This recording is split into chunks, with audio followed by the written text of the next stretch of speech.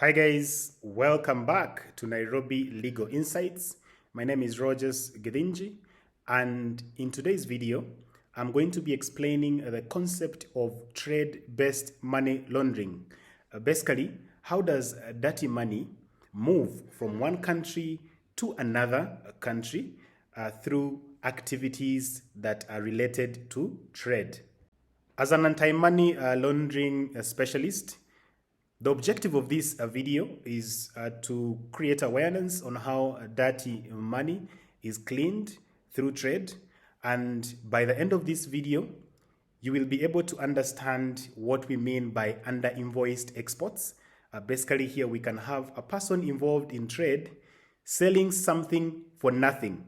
And I'm going to be explaining that in the course of this video. We also have the concept of over-invoiced imports. These are goods that are coming into a country, and as they come into a country, you're basically buying nothing for something.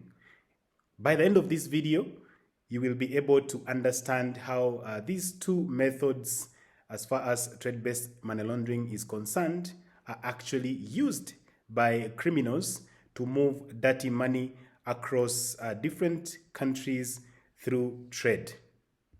We can have a situation where a criminal who is trying to clean dirty money will under-invoice their exports. Basically, they're selling something for nothing. Using an example for you to better understand what under-invoiced exports are, we can have a company based in the US or an individual, and they're intending to move $1 million from the US into the Kenyan market, for example. So if they're going to use trade to actually clean or move this dirty money, what will happen is that we have a US farm. This farm intends to move 1 million to a foreign farm based in Kenya, for example. This US farm or individual will go buy 200 gold watches. Each watch will be bought at $5,000. And if you do the mathematics, $5,000 times 200 gold watches, you get $1 million. So the intention is moving this $1 million value from the United States into Kenya.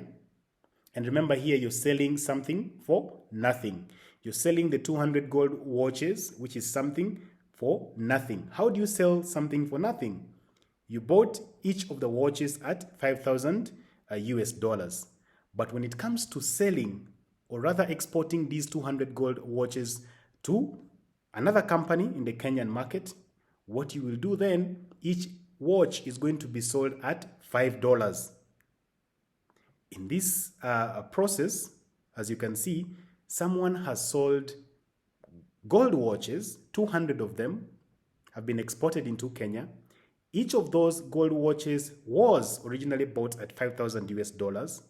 But this time round, each of them has been sold or exported into the Kenyan market at $5 each. In that instance, trade has been used to facilitate the movement of the dirty money into the Kenyan market. Because when these watches now enter the Kenyan market, then the firm that receives them can then resell them at the original value of $5,000 for each gold watch. So this is what we call under-invoiced exports, or rather selling something for nothing.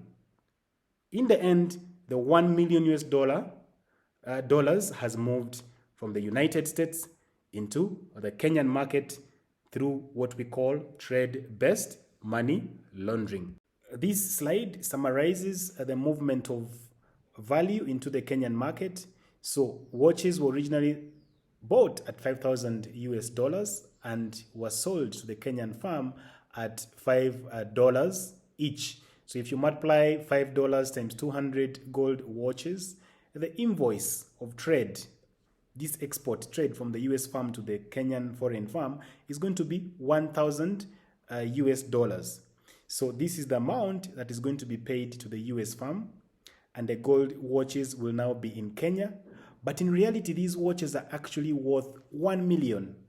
In the process, if you are to subtract $1,000 from $1 million, that is the value that has actually been transported from the US through the gold watches into the Kenyan market. So dirty money has moved into the Kenyan market, because what will happen is that then these watches are going to be resold in the Kenyan market at $5,000 each. If again you multiply $5,000 times the 200 gold watches, you end up with $1 million in the Kenyan market that entered undetected. So this is how criminals work amongst themselves, and they will purchase expensive goods, and they will of course end up under-invoicing those goods as exports. In the process, the company that is actually buying or they're selling these goods to will make up a small payment based on the manipulated price, and once the value enters that country, the goods are resold, and now money has actually been laundered in the process. Money has entered the country undetected through what we call trade-based money laundering. The other method of using trade to clean dirty money is when a criminal uses over-invoiced imports. You're basically buying nothing for something, and it's the reverse of what we just explained earlier. So let's say we have a company that is based in the US, and this company needs to move $1 million to a foreign company, assuming that foreign company is based within Kenya. And the method they want to use to clean this dirty money is a trade-based money laundering by over-invoicing the imports. And these imports are now going to be moving from Kenya into the US market, so that the US company can then pay the Kenyan farm. So what will happen here is that this foreign farm based in Kenya, for example purposes, they can end up buying 10,000 pencils at 10 cents each. And if you multiply 10,000 times 10 cents, you end up with $1,000. So this local company in Kenya will purchase pencils for $1,000. And then it is going to sell these 10,000 pencils to the US farm at 100 for each pencil. If you multiply $100 for each pencil times 10,000, you end up with $1 million. Now, once that has been done, then the US farm is going to pay the Kenyan farm $1 million. In the process, $1 million is going to move from the US into the Kenyan market. But the original value of the goods that were moved from Kenya, which were the pencils, were actually bought at $1,000.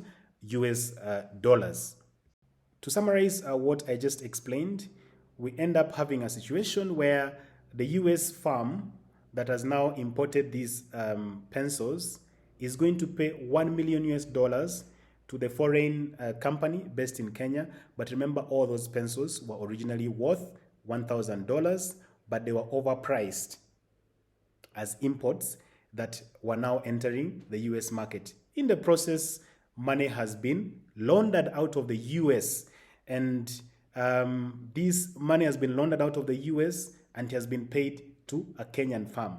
And what has been used is trade, manipulation of prices. And this is how criminals move this dirty money through trade-based money laundering. Criminals use trade-based money laundering, manipulating prices, like I've explained, so that they move large volumes of money undetected.